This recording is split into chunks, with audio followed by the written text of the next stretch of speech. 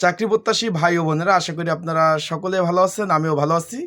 আর সকলে অবগত আছেন যে বাংলাদেশ রেলওয়ের যে উপ সহকারী প্রকৌশলী ৫১৬টি যে পদ ছিল, সেই পদে কিন্তু এমসিকিউ পরীক্ষা হয়েছে। সেটা প্রশ্ন জালিয়াতির কারণে কিন্তু সেই পরীক্ষার ফলাফল সহ একবার পরীক্ষা কিন্তু বাতিল বলে ঘোষণা হয়েছে। সকলেই জানেন যে এখানে ৫১৬টি শূন্যপদের বিপরীতে প্রায় প্রত্যেকটা কিন্তু পত্রিকায়, প্রিন্ট মিডিয়ায় সহ বিভিন্ন অনলাইন পত্রিকায় কিন্তু আসছিল প্রায় ৮০০ প্রশ্ন বিক্রি হয়েছে। তার মানে সেই ন্যায় কিন্তু পরীক্ষা কিন্তু বাতিল বলে ঘোষণা করেছে। কিন্তু সেই প্রেক্ষিতে আজকে আমি জানিয়ে দেবো যে রেলওয়ে যে বাতিল হওয়া উপসহকারী প্রকৌশলী পদের পরীক্ষা কবে হতে পারে, সেই সংক্রান্ত কিন্তু একটি তথ্য জানিয়েছে সরকারি যে কর্ম কমিশন পিএসসি। সেই সংশ্লিষ্ট বিষয় আমি জানিয়ে দেবো আজকের এই ভিডিওর মাধ্যমে।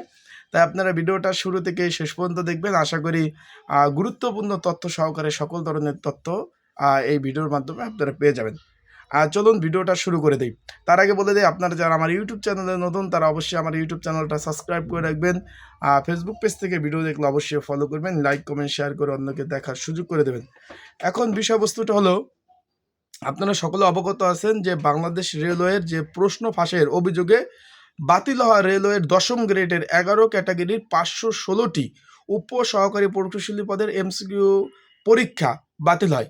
এখন কিন্তু পিএসসি থেকে একটি খবর, তারা তথ্য জানিয়েছে যে এটা কিন্তু আগামী মার্চ মাসের প্রথম সপ্তাহে হতে পারে।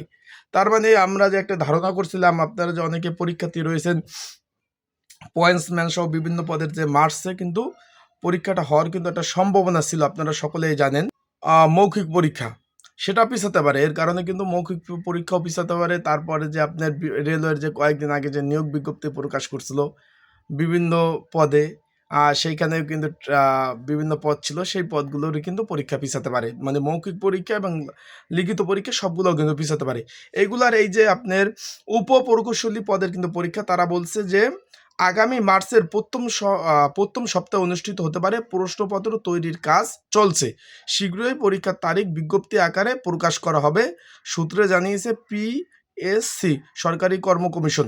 আশা করি বুঝতে পারছেন। তার মানে যারা এই যে বাংলাদেশ রেলওয়ের উপসহকারী প্রকৌশলী পদে যারা পরীক্ষার্থী রয়েছেন, তারা প্রিপারেশন নিতে থাকেন। কারণ পরীক্ষা এই জানুয়ারি মাস শেষ, ফেব্রুয়ারি, মার্চ, তার মানে মাঝখানে আর একটা মাস সময় পাবেন। তার মানে ভালোভাবে প্রিপারেশন নেন। যেহেতু আপনারা সকলে জানেন পরীক্ষা ফাঁসের কারণে কিন্তু প্রশ্ন ফাঁসের কারণে কিন্তু আপনার পরীক্ষা বাতিল হয়েছে। তার মানে এবার কোশ্চেনগুলো অনেক হার্ড হবে, অনেক, মানে বুঝতেই তো পারছেন। সেই প্রেক্ষিতে আপনারা পরীক্ষার জন্য প্রিপারেশন নিতে পারেন।